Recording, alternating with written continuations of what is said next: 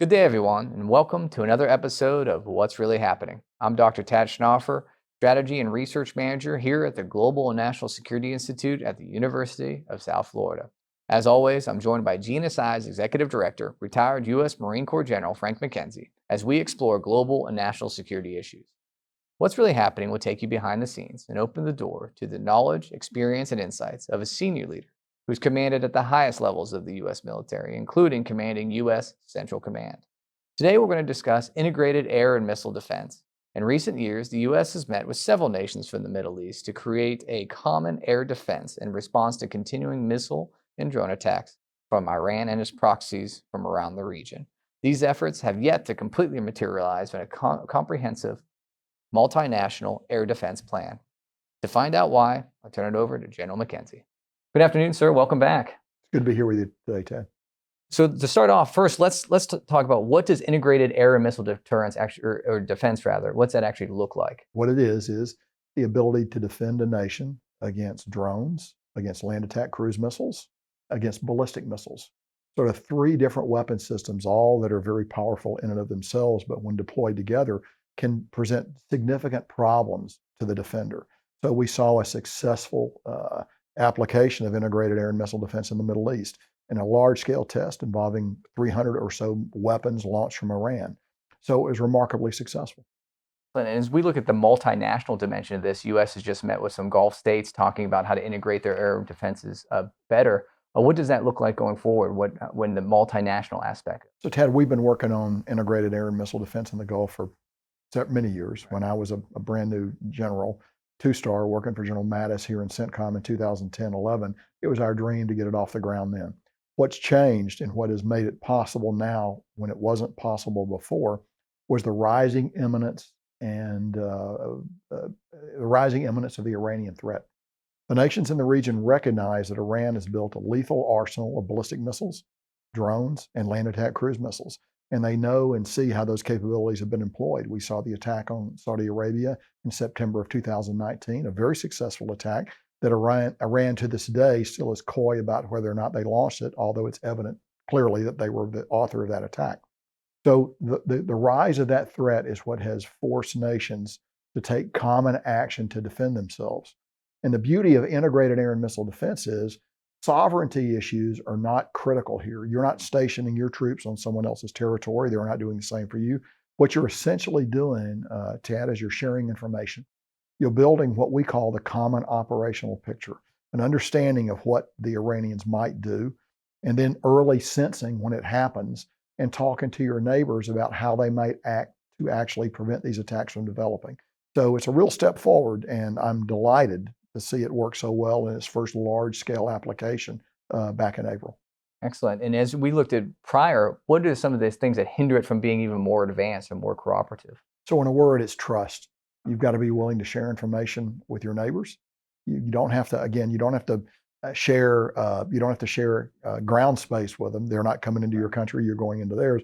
But what you're doing is you're sharing your radar picture with them. You're telling them things that you see. They're telling them things that they see. And you could either do this digitally, which is preferred, but sometimes hard to do.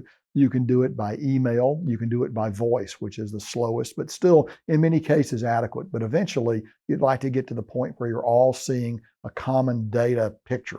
We're not there yet. We've made some steps along that road. And again, what happened in April was a big step along that road. Right. So as they see this common picture, it's about being able to use separate assets where not one country is using all of their defense. They're able to respond more rapidly. That's correct. What you're doing is you're talking about common tactics, techniques, and procedures that you can use to intercept these drones, these land attack cruise missiles, and these ballistic missiles.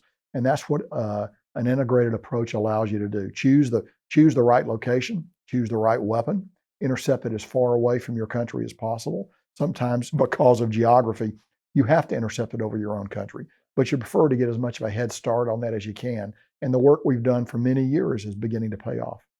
And when you were at CENTCOM, what did this look like during your tenure as a commander? Well, we saw when I was at CENTCOM, we were able to bring it along. I was able to convene meetings of the chiefs of defense of the relevant nations in the Middle East that face the Iranian threat, including Israel.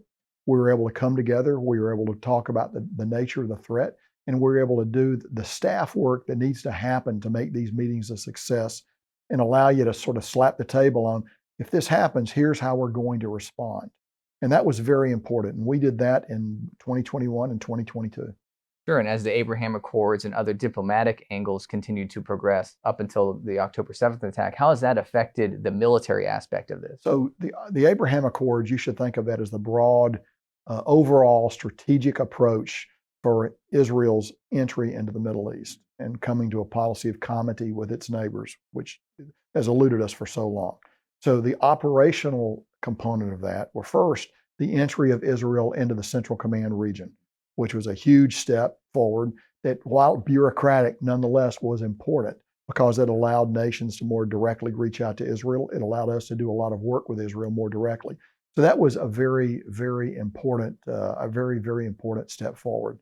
The other thing that was equally important would be, the tactics, techniques, and procedures that we've talked about, where you begin to employ those capabilities, nations reaching out to nations, usually with the U.S. as the honest broker that allows these things to happen. All of this began to take wing in 2019, 2020, 21, 22, and we've seen it come to fruition in 2024. Right, because we've seen Israeli, the Iron Dome or the Saudi Arabia and the UAE respond to these attacks over the last few years. Are these the countries that we're talking about when we're talking about integrated air defense? These are the countries that we're talking about. They're the countries that are most directly threatened by Iran, none more so probably than the Kingdom of Saudi Arabia, directly threatened by Iran. So they're very keenly aware of the risks that they face.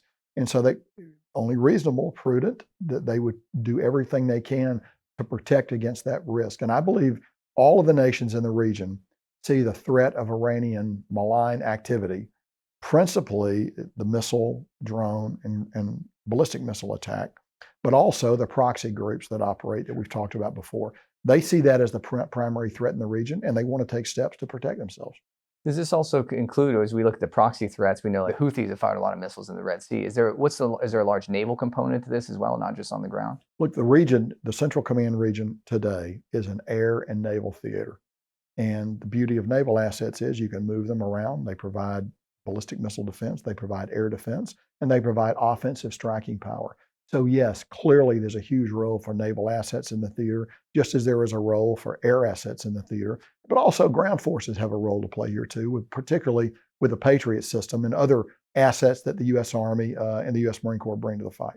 As we look at all those different components coming together, how has technology changed that influences their deployment? So obviously it used to be missiles, but now we have a lot more drones, whether it's swarms or these suicide drones. What does that look like? So technology advances, and we respond to that technology with defensive measures that then lead to the offense making further adjustments. I would tell you in this case, while the technological changes are significant, they are not as significant as the mindset that has changed, that allows nations to share information and recognize the common threat that's Iran. That's probably more important than the technology right now, Tad. And how do you see, what would you see this as a best case scenario of all these countries being able to work together? Would they be in a command center sharing information and then adjudicating targets that way? Or what would in your mind this look like? So in the future, yes, you'd like to see the establishment of common operational command posts. We're still a little bit away from that. Although through our Combined Air Operations Center, our CAOC, this information is shared very rapidly. You'd like to see representation of the nations increased in the CAOC. And then over time, you'd like for them to adopt, instead of everything sort of hub and spoking from the CAOC, you'd like for them to reach out directly to each other. That occurs in a nascent stage with some countries. There's more work to be done, but nothing succeeds like success. And the brilliant demonstration of resolve that occurred in April with the massive Iranian attack on Israel is a clear signpost to that end. And could you describe a little bit what a CAOC is or what the CAOC is? Sure. The Combined Air Operations Center for every combatant command is where all of the air missile activities in the theater are coordinated. It's a command post, it's a planning center, but in the Central Command region, it's a place where nations can come together, share as much as they're willing or able to share about their sensory inputs. We build a common picture that we then share with others. It's a critical node in command and control in the region. And do you see that U.S. leadership is critical in building this and continuing this integrated multinational approach to air defense in the region? Look, Tad, the United States continues to be in the Central Command region, as in most other parts of the world. We are the indispensable nation.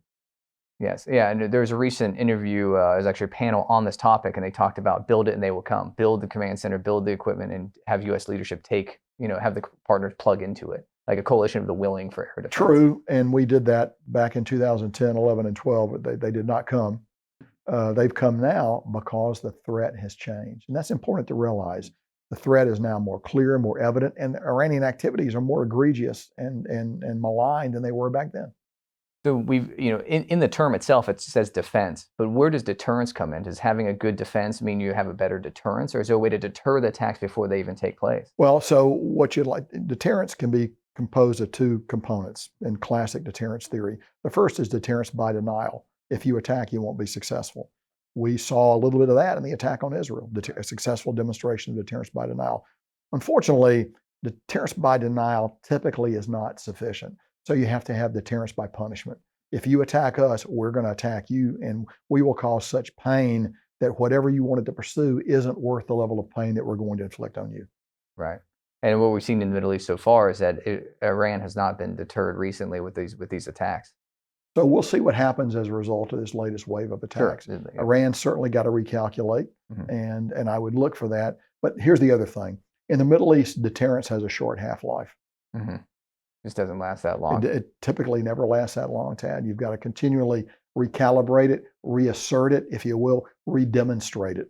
And so as we look at the Middle East, we're zooming out a little bit with Iranian drones being used in the war in Ukraine. Has that shown anything of what integrated air and missile defense will look like in the future as we look at a large-scale land operation? Well, it certainly shows, Tad, that if you don't give the defender ammunition, nothing's going to matter very much. Right. And that's led to some of the problems that Ukraine has had here over the last few months. But it does tell you that drones are going to proliferate on the battlefield. I'm not willing to say yet that drones are going to change the very nature of ground combat, because defensive systems will be improved that will affect the ability of drones to communicate, to sense the battlefield. Typically, those are going to be electromagnetic effects that we're going to achieve against drones. Might be microwave effect, might be laser effect. We're going to begin to see more and more of that. The tank is not dead, but it is going to have to adapt. But the tank, heavy protected maneuver on the battlefield is still going to be necessary. But you've also got to recognize that your protected maneuver systems, your tanks, your personnel carriers, are now under attack from a very new and emergent kind of threat. And you've got to change your tactics and adapt to that. Right. And so whether in Ukraine or in the Middle East where they're suffering, where armed forces are suffering from these air attacks, does it mean that the U.S. and its allies might have trouble controlling the air in future large-scale operations? I think unquestioned air supremacy, which has been a positive of U.S. operations for many decades, is no longer a given. And that we have to recognize that there are going to be leakers.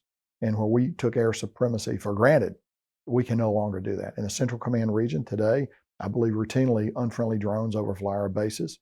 We've got to recognize that. We've got to adapt the way we defend ourselves so that we can respond to this new threat.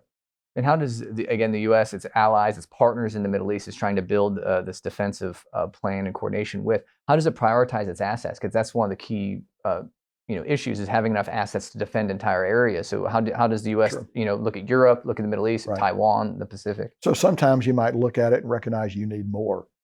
And perhaps a flat defense budget is not the ideal solution for the world that we face today, at least in some of these specialized niche systems, such as ballistic missile defense, air and missile defense systems.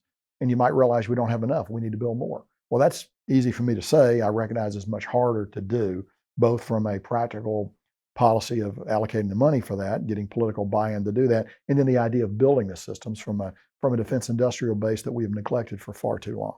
Right. And has it, with air defense artillery or air defense missile units, has that dynamic changed on the ground where they're not necessarily as stationary as they used to be maybe during the Cold War, but they're actually maneuverable with Patriot systems or these other systems you use? I think one of the great lessons of the last 20 years, maybe even before that, has been if you are stationary, you will be destroyed. You have to move to survive. And that's that at every level of tactics that applies, at every domain of tactics that applies. And we need to recognize that.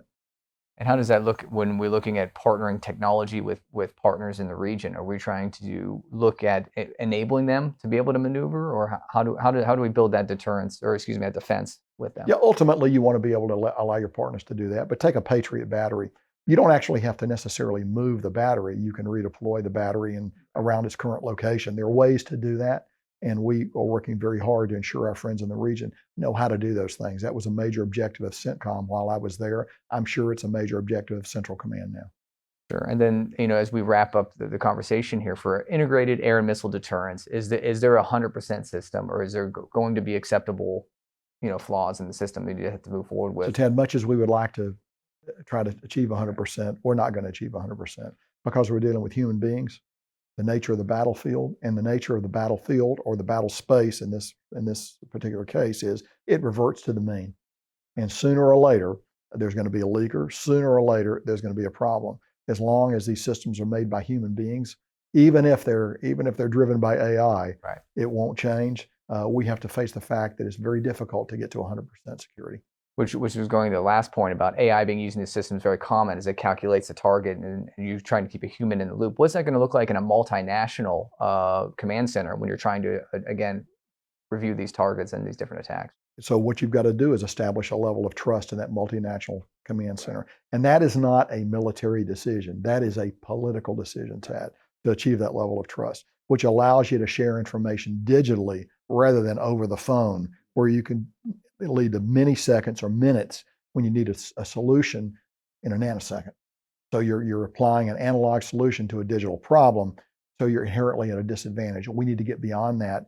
Again, it's not the technology, it's the political will to do so. And so, as we wrap up, what would be your recommendation moving forward? How do we get this to keep moving forward? Like I said, there's just a recent meeting with the U.S. and Gulf states. How do we get integrated air missile deterrence? We need to continue along the track we're on. We're on a good path. We've seen that it works. Mhm. We need to continue to share information. We need to build trust, and we need to remain relentlessly focused on the enemy. And the enemy in the region is Iran and their malign designs on the theater. All right. Well, thank you very much, sir. Thanks, Dan. And that wraps up another episode of What's Really Happening. We've had a fascinating discussion on integrated air and missile defense with GNSI's Executive Director, retired Marine Corps General Frank McKenzie. I'm Dr. Tat Schnaufer, here with the Global and National Security Institute at the University of South Florida.